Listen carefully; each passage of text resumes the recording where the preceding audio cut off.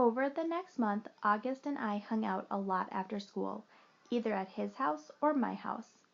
August's parents even invited Mom and me over for dinner a couple of times. I overheard them talking about fixing Mom up on a blind date with August's uncle, Ben. On the day of the Egyptian Museum exhibit, we were all really excited and kind of giddy. It had snowed the day before. Not as much as it had snowed over the Thanksgiving break, but still, snow is snow. The gym was turned into a giant museum, with everyone's Egyptian artifact displayed on a table with a little caption card explaining what the thing was. Most of the artifacts were really great, but I have to say I really think mine and August's were the best. My sculpture of Anubis looked pretty real, and I had even used real gold paint on it. And August had made his step pyramid out of sugar cubes. It was 2 feet high and 2 feet long, and he had spray painted the cubes with this kind of fake sand paint or something. It looked so awesome. We all dressed up in Egyptian costumes. Some of the kids were Indiana Jones type archaeologists. Some of them dressed up like pharaohs. August and I dressed up like mummies. Our faces were covered except for 2 little holes for the eyes and 1 little hole for the mouth.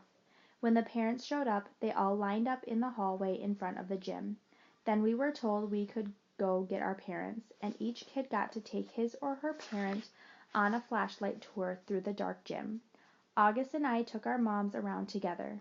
We stopped at each exhibit, explaining what it was, talking in whispers, answering questions.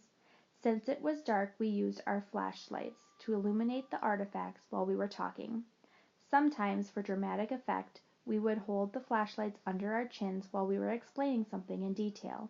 It was so much fun, hearing all those whispers in the dark, seeing all the lights zigzagging around the dark room. At one point I went over to get a drink at the water fountain. I had to take the mummy wrap off my face.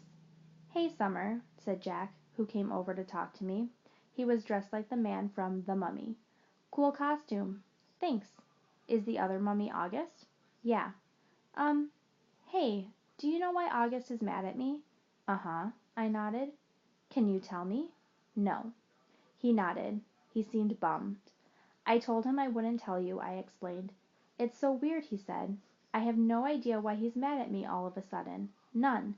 Can't you at least give me a hint?" I looked over at where August was across the room, talking to our moms. I wasn't about to break my solid oath that I wouldn't tell anyone about what he overheard at Halloween, but I felt bad for Jack. "Bleeding scream," I whispered in his ear, and then walked away.